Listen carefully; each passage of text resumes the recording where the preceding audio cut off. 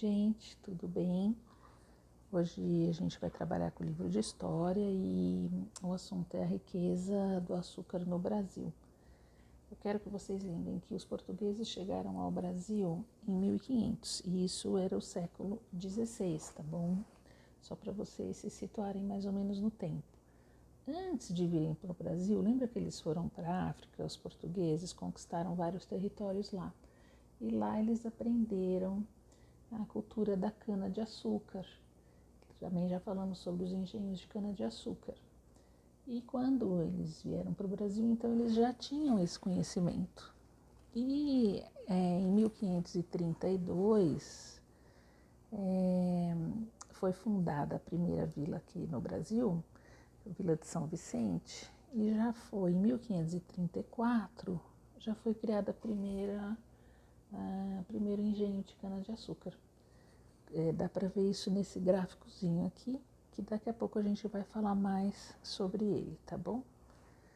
A produção de açúcar e o trabalho escravo é uma relação totalmente... Quem trabalhou nos engenhos de cana-de-açúcar no Brasil foram os escravos. Desde o primeiro até o fim da escravidão, sempre foram os escravos. Foram mais de 300 anos de escravidão aqui no Brasil, só para vocês imaginarem. O rei de Portugal, ele deu para algumas pessoas de confiança dele, ele deu algumas faixas de terra chamadas capitanias hereditárias. E nessas faixas de terra que esses donatários instalavam os engenhos de cana-de-açúcar. É muito importante a gente associar o trabalho nos engenhos com os escravos. Os escravos que tinham uma vida bem difícil, eram muito maltratados.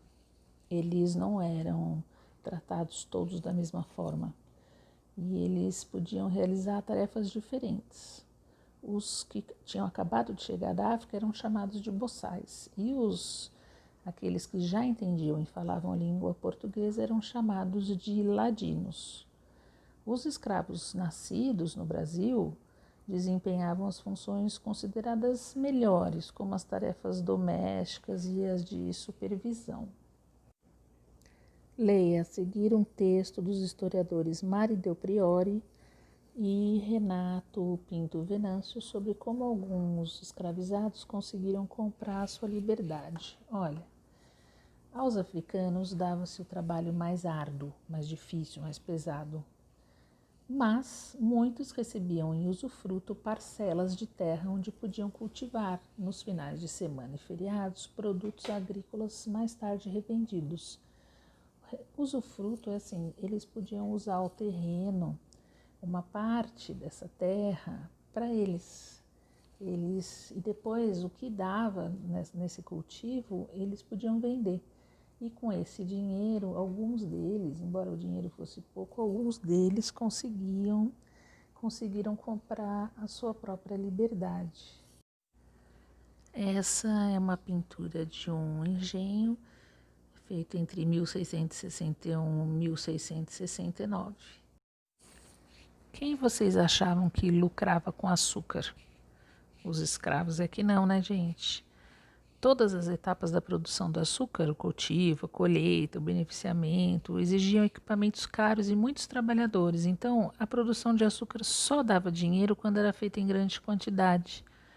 No engenho, a cana-de-açúcar era transformada em açúcar e depois de pronto era encaixotado e vendido nos mercados municipais. Os senhores de engenho, que eram os donos dos engenhos, e os comerciantes que compravam e vendiam, era quem lucrava com esse comércio.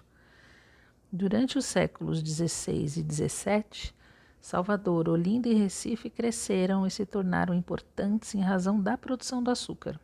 Assim, Portugal manteve por muito tempo o domínio do comércio das especiarias, como a pimenta da Índia, o cravo, a canela, entre outras vindas do Oriente, lembram das especiarias? E do açúcar produzido no Brasil. Ganhavam muito dinheiro assim. Na página 58 tem alguns exercícios. Então, olha, leia com um colega o infográfico da página 56 e respondam as questões. O infográfico é aquele gráficozinho da página 56 que eu vou mostrar aqui de novo para vocês entenderem melhor. Olha, onde foi construído o primeiro engenho de açúcar? Bom, já tinha falado isso, que foi construído na região que atualmente corresponde à Baixada Santista, tá vendo aí embaixo? Esse foi o primeiro de todos. Depois, quantos centros produtores de açúcar surgiram na Bahia de 1570 a 1584? Olha, em 1570, se vocês olharem aí, tinham 18. Em 1584, 40. 18 para chegar no 40, ou então 40 menos 18, que é a diferença, eram 22 centros produtores de açúcar nesse intervalo. E eu sei, onde houve o maior crescimento dos centros produtores de açúcar? Olha aí, você olhando por esse gráfico, gente, qual é a cor aí que está se destacando com mais centros de cana-de-açúcar? Em Pernambuco, né? Concordam? Aí a gente tem outro exercício, observe a gravura e leia a legenda. A legenda é assim: Engenho de Açúcar, de Henry Coster, foi feito em 1815, hein? Bom, complete corretamente o texto com as expressões em destaque. Então, tem 3 expressões que vocês têm aí para completar os exercícios. As frases: senhores de engenho, engenho de açúcar e africanos escravizados. Vou deixar vocês fazerem sozinhos porque é fácil, só ler com atenção, tá bom? Vocês lembram que eu falei que os escravos eram comprados e vendidos? Então a gente vai falar aí do cais do Valongo, que era onde tinha um mercado muito antigo e tradicional de escravos no Rio de Janeiro. Então a gente vai observar a linha do tempo, que vai mostrar as transformações dessa região, tá bom? Olha, em 1818, Cais do Valongo, o antigo mercado de escravos da Rua Direita, que é atual 1º de Março, é transferido a pedido do vice-rei Marquês de Lavradio. O mercado de escravos cresce e se transforma em porta de entrada de cerca de 500 mil africanos vindos do Congo, de Angola e do centro-oeste africano. Congo e Angola são países da África. Depois, entre 1824 e 1830, nessa época tinha um antigo cemitério dos pretos novos. O termo pretos novos refere-se aos escravos que tinham recém-chegado ao Brasil. E esse lugar onde era esse cemitério foi construído um memorial dos pretos novos. E estima-se que entre 20 mil e 30 mil africanos recém-chegados tenham sido enterrados nesse local, nesse período. Agora, em 1911, olha, 100 anos depois lá do começo, hein? O antigo cais do Valongo é aterrado em razão das reformas urbanas do Rio de Janeiro nesse período, cujo principal marco é a abertura da Avenida Central, que hoje chama Avenida Rio Branco. Foi aterrado, quer dizer, jogaram terra por cima para fazer essa urbanização, para essas reformas aí. Só para vocês entenderem, em 1911 já não existia mais a escravidão. A escravidão terminou oficialmente aqui no Brasil em 1888 e começou, os primeiros africanos que foram vendidos como escravos para o Brasil chegaram entre 1539 e 1542 e só terminou em 1888, então mais de 300 anos de escravidão no Brasil. Para terminar essa linha do tempo, a gente está falando da mesma região, do Cais do Valongo, né? Em 2011, já é bem mais pertinho aqui de vocês, tem um lugar chamado Porto Maravilha, que são obras de reurbanização dessa região portuária do antigo Valongo, se transformam num espaço arqueológico, histórico e cultural tombado pelo patrimônio histórico. Tombado quer dizer, ninguém pode destruir, mexer lá. E revela a história da ocupação dessa região ao longo do tempo. Abriga espaços abertos de lazer, museus, serviços e comércio de acordo com as novas necessidades do tempo presente. Agora a página 60. Resistência negra, presente e passado. Durante mais de 3 séculos de escravidão, os negros escravizados lutaram para conquistar a liberdade.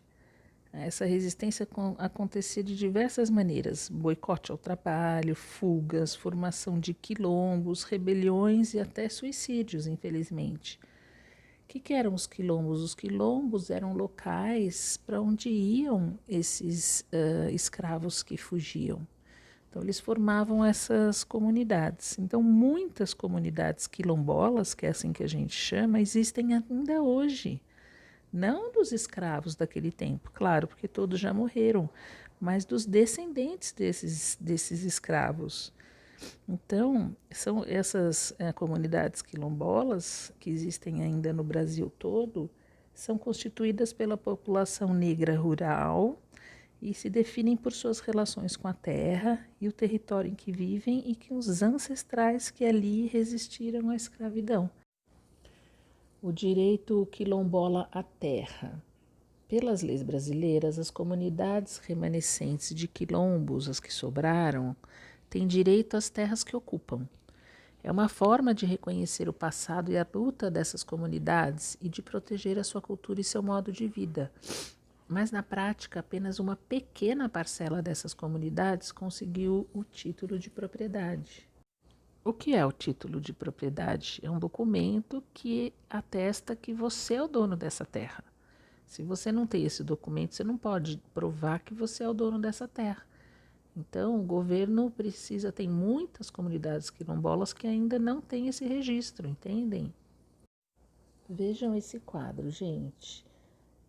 Só tem 266 comunidades quilombolas que são regularizadas e 1.737 não regularizadas. Esse mapinha do Brasil está dividido em regiões.